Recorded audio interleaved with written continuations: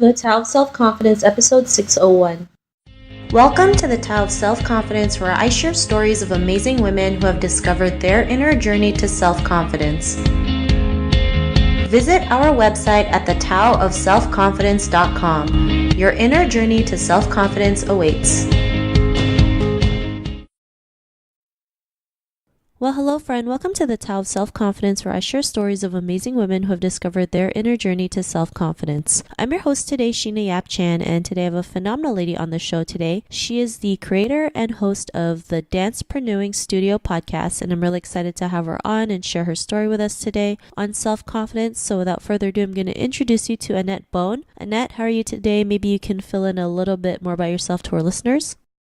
Hi, Sheena. Thank you so much for having me. I'm so honored and so excited to talk to you. And yes, I am a podcaster. I'm a marketing consultant. I'm a content creator. And the podcast was born out of my journey of transformation, going back into dance, and mostly about going back into dance. I do talk about life and business, but I returned to my first love of dance after a 20 plus year hiatus. And so I've learned quite a bit. It's been quite the journey. And more than anything, I want to prove that it's never too late to go back to your passions or to start something that you've always wanted to do.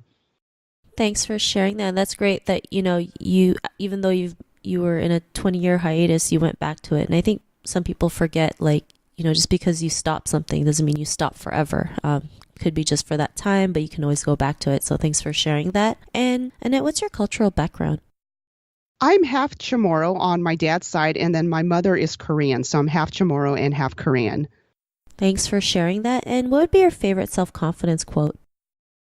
I have so many, Sheena. It's hard to pick, especially if you're into self-development and self-growth. You hear so many things and things speak to you at different times. But one of my favorite ones is by someone named Talismanist. I don't know if I'm pronouncing it right. The last name is, or the second part of the name is Giebra. So it could be Giebra or Giebra. But the quote goes like this: "It's not about your wildest dreams coming true, but being able to dream the wildest side of you." Thanks for sharing that great quote. And in your own words, how do you define self-confidence? I define self-confidence as validating and honoring yourself, which has taken me a very long time to do, and to admit that it's okay to do that. And self-confidence is about being aware of where you are, just as you are, knowing you are worthy without anything external to add to it. Thanks for sharing that great definition. And, as women, especially as Asian women, it's so important to validate who we are, not, depending on external forces or outside forces or people. It's just knowing that we are more than enough. And that's once we can realize that, we can go out there and do the things that we want. So thanks for sharing that great definition. And Annett, what was your life like before your discovery of self-confidence? Oh my, it was very interesting. It was full of anxiety, full of regrets. When I wasn't dancing those 20 years, I was very much an overthinker, and I spent way too much time and energy in comparison and in worry, because I thought I had to, because I thought for some reason, some weird reason, that, okay, if I put this mental energy into something like this, it's something good's going to happen. You can't expect something good to happen when you're worrying and putting all your mental energy into things like that don't make a difference. And I felt like I couldn't relax, or that I didn't deserve to experience things until I met certain parameters or certain conditions were met. I was very much about, okay, when this happens, then I can do this. If this happens, then I'm supposed to. So it was always conditional. And the sad thing is that a lot of the conditions I put on myself and that I allowed others to put on me didn't really make a positive difference. If anything, it made me more depressed and more anxious. And so I thought that my mistakes made me. I thought that I was forever doomed because I made mistakes. And hard to admit, I did succumb to a victim and a defeatist way of thinking, even though I thought I was doing the opposite. It was a very, very mixed up way of thinking, and it did not help me at all. So that's what happened before I discovered that self-confidence is more than just the external.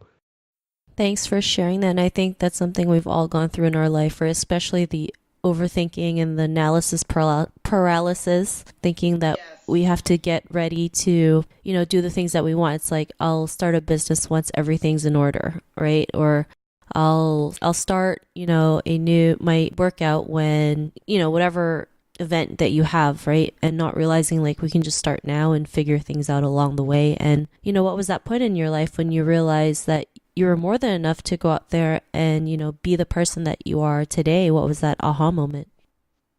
I've had a bunch of different aha moments in the last couple of years, especially getting back to dance. That has been the catalyst for so many things, the podcast and the meeting the people that I've met and having the experiences. But the most helpful thing I would say, Sheena, in the last few years is being able to step back and come from a place of awareness and not judgment and asking myself appropriate questions for whatever that is. And one of the most important questions for me that just apply to so many things that has helped me so much is the question, what does this make possible? So going back to dance, I've auditioned for many things, and I would say 99% of the time I don't get what I'm auditioning for, and that's fine. And there was a point in my life before I stopped dancing and then during that time thinking, oh my gosh, I can't put myself through that again. I can't take the rejection. My self-image can't handle it. I all these things which made me quit in the first place. And so now it's like, okay, it just wasn't meant to be. I know what I need to work on. What else can I do? And so I don't get a part in a dance production, or I don't get chosen for whatever project. What does this make possible? Okay, it makes possible that there's something different for me. It makes possible that I have time to work on something else. So using my energy and my mindset toward positive things and for solutions as opposed to wallowing in self-pity because of this particular question has been huge for me. Thanks for sharing that. And I love how you mentioned that, because when we feel like one door's closed, it's closed forever, not realizing when one door closes, there's like 10 other doors that are opening for you. And we just have to, be aware of it and just, take action on it. And because of your realizations, what's your life been like now? Oh my goodness. I'm still thinking, wow, is this really happening? Am I really doing the things I'm doing? And not that it's perfect, but it's more fulfilling. I have more gratitude. And I think that's the hugest thing is, wow, there's so much internal growth that I've experienced that it's priceless. It's not about the external stuff, which it's been great to dance and to meet people and to have these different experiences, but it's that constant gratitude, even if I'm having a bad day, knowing that, okay, it's okay. And this is just going to pass. Before it would be like days and weeks and months of, oh my gosh, woe is me. That doesn't happen anymore. I feel like my senses are more alive. I'm more observant of things. I see possibility in so many things and people. I feel freedom. And this has been huge for me too, Sheena, is that I feel freedom that it's okay that everyone has their own journey and that mine doesn't have to look like someone else's. Someone else's doesn't have to look like mine. And we can all respect each other from where we come from and what we have to go through. And there was a period in my life that wasn't the case where, oh my goodness, if I don't do it like this person, my life is going to be horrible because they say so. So I allowed way too much of the external output from other people to define what I did and what I didn't do. Now I make my own decisions. I make my own, of course I take input from people that I trust and things that I invest in, but ultimately it comes down to my choice. And I love the fact that I can feel good in that. So that's what's been amazing as well. Thanks for sharing that. And to the woman who's listening to your episode, she may be in her own journey to self-confidence. What would be that one tip you would give to her? Ooh, I would say that self-confidence is never an arrival point, but it's constant awareness without judgment. It comes from allowing yourself to experience and to evolve. And even through all that process, still honoring that you are valuable and that you are enough as it is. Thanks for sharing those tips. And if our listeners wanted to get to know a little bit more about you and what you do or check out your podcast, is there any links or social media profiles we can connect with? Yes, definitely. Thank you for asking. So my podcast is called The Dancepreneuring Studio. You can find me on Apple Podcasts and Stitcher Radio and all of the podcast directories. I'm very active on Instagram, and my handle is Annett Bone, ANNETTBONE. That's where you'll see a lot of the journey I've went through when I started dancing, what I'm doing now, and you can definitely see the difference. And before, I would be really scared about sharing all those things, but it's out there for people to see now. And then my website is AnnettBone.com. Thanks for sharing that. And to our listeners, if you want to connect with Annett, you can also head on over to the taoofselfconfidence.com and search for Annett's name. Her show notes will pop up along with everything else we talked about. And I really just want to thank Annett for taking the time to share her story and tips with us on self-confidence. So thank you so much, Annett.